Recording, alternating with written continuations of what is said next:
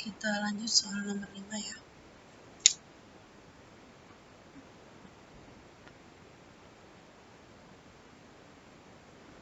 Kita lihat di sini pertanyaannya bagian 2 yang menjadi daya tarik serangga penyerbuk. Kita lihat satu persatu ya.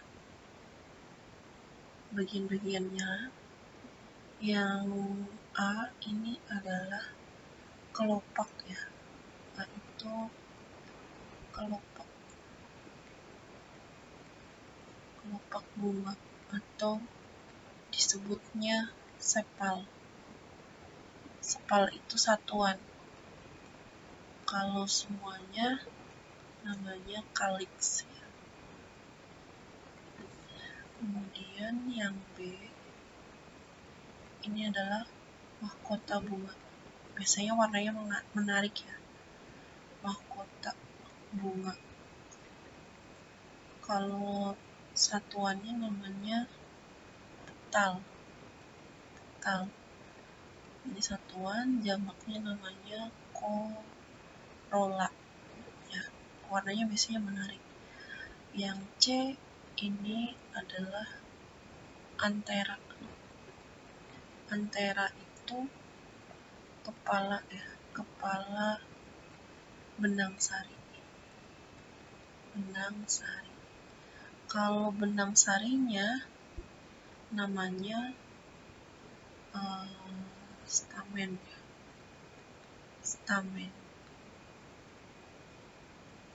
Itu. Kalau kepalanya doang namanya anthera. Kemudian yang D ini adalah dasar bunga ya. Dasar bunga. Atau kalau di sini tuh reseptakel. Terus biasanya di sini tuh ada nektar ya. Nektar tuh kayak madu kan, yang rasanya manis. Nah, ini mengundang serangga juga. Kemudian yang E ini adalah putik. Putik itu nama kepala putik ya, atau stigma. Kepala putik atau stigma. Kalau putiknya sendiri namanya pistilum. Ya. Nah, coba kita lihat ya bagian bunga yang menjadi daya tarik serangga. Berarti ini ya, kelopak bunga ya, warnanya kan menarik. Bukan kelopak bunga. Mahkota bunga maksud Bunda. Mahkota bunga, anthera, kemudian stigma ini juga menjadi daya tarik. Nektar yang ada di dasar bunga juga menjadi daya tarik ya. Jadi jawabannya adalah yang ada di sini B sama D ya. B sama D jawabannya. Oh ya, yang belum dibahas semua ya tadi ya. Yang F itu apa?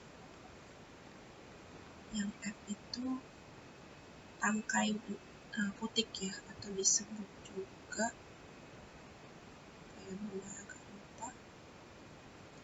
Kalau tangkai putik itu stilus ya, ini stilus.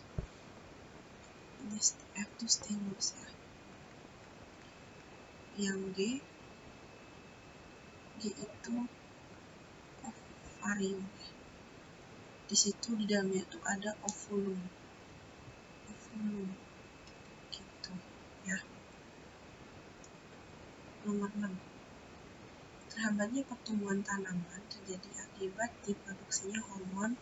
Nah, kita lihat satu persatu fungsinya ya. Mana hormon yang menghambat pertumbuhan?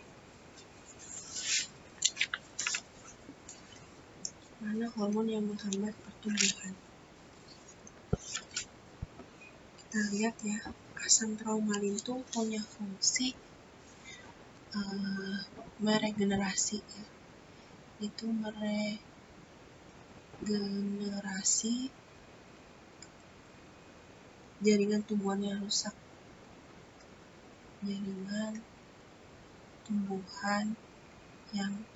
rusak. Asam absisat ini punya fungsi menghambat pertumbuhan. Wah, udah kelihatan jelas ya. Menghambat pertumbuhan.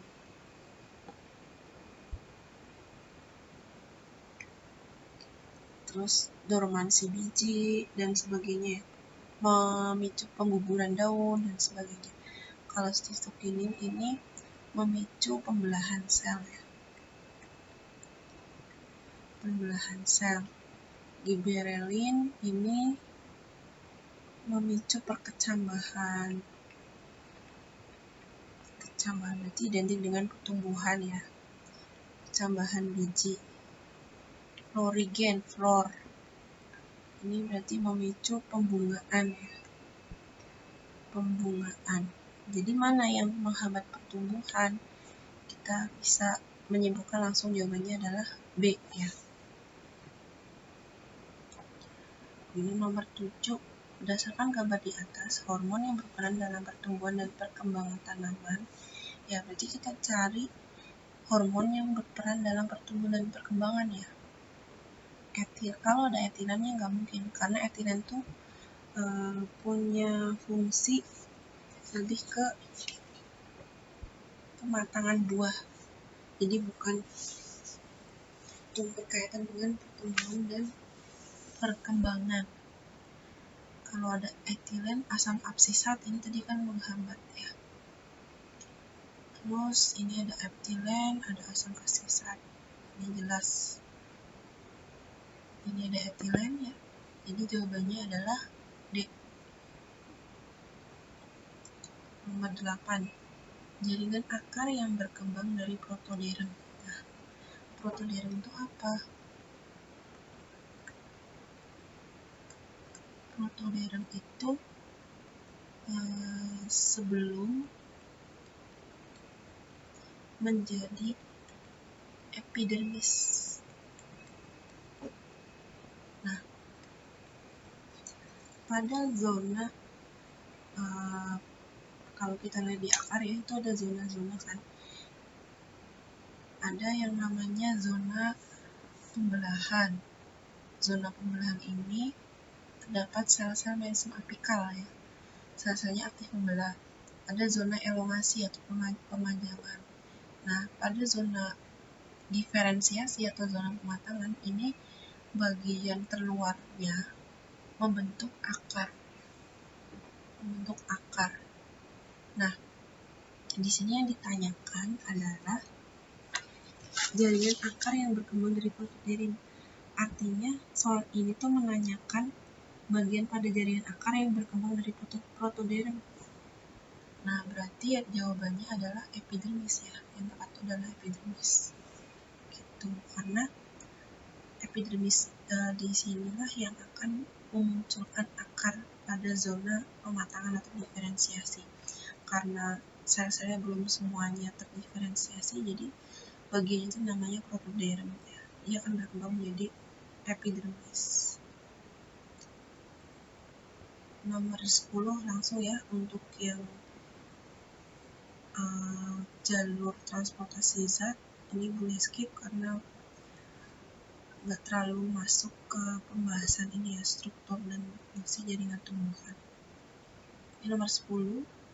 Fungsi autotrof daun diperankan oleh klorofil yang berlangsung terutama di. Nah, berarti di mana tempat terjadinya fotosintesis ya. Autotrof itu kan kaitannya dengan fotosintesis. Fotosintesis itu terjadi di mesofil. Di mesofil itu kan ada jaringan parenkim, palisade,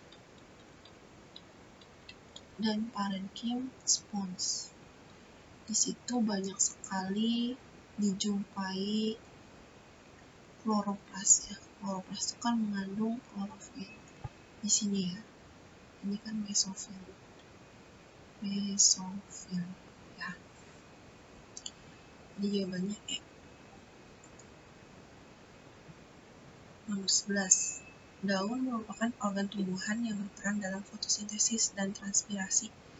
Struktur daun yang mendukung kedua peran tersebut adalah, nah, berarti kita cari struktur daun yang mendukung kedua peran fotosintesis maupun transpirasi.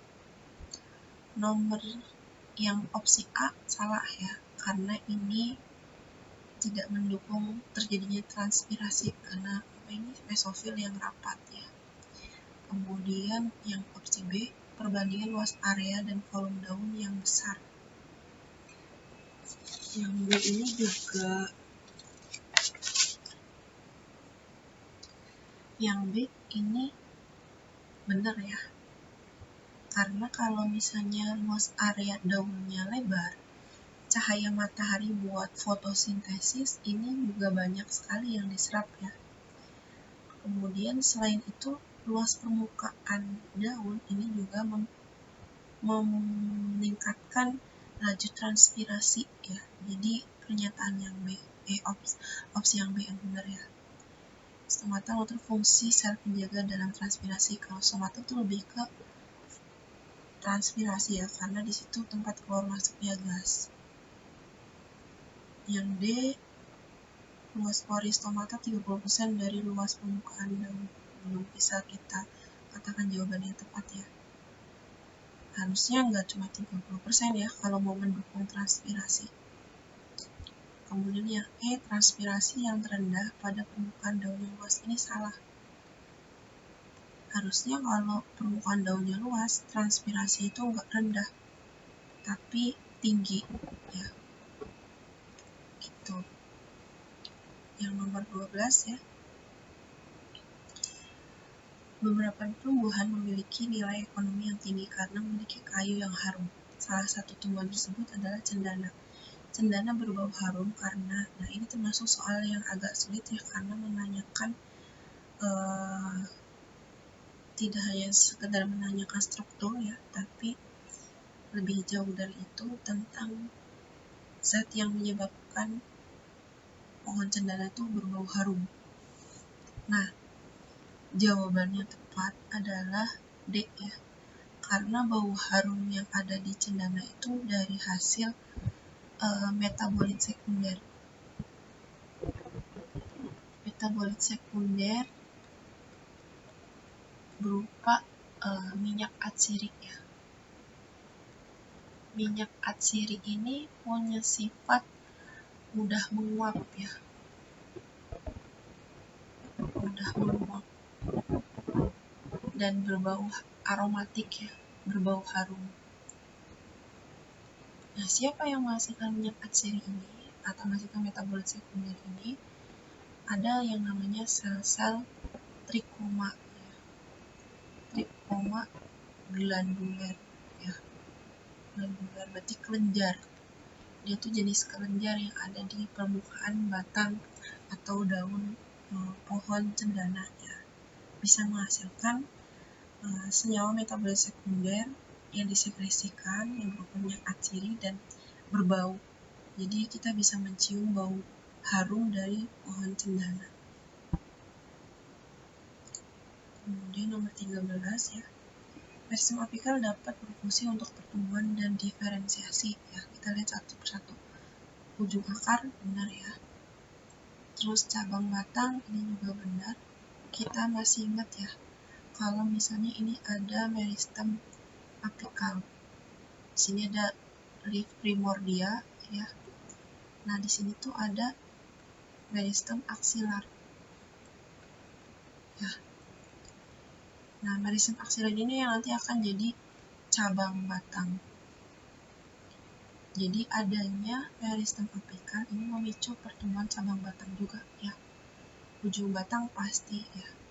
Kemudian daun, ini ada leaf primordia ya, calon daun, leaf primordia.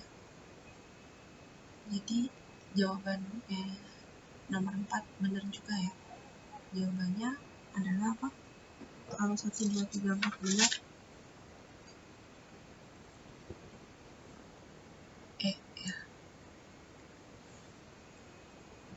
Nih, ini kan meristem aksilar ya. Meristem aksilar.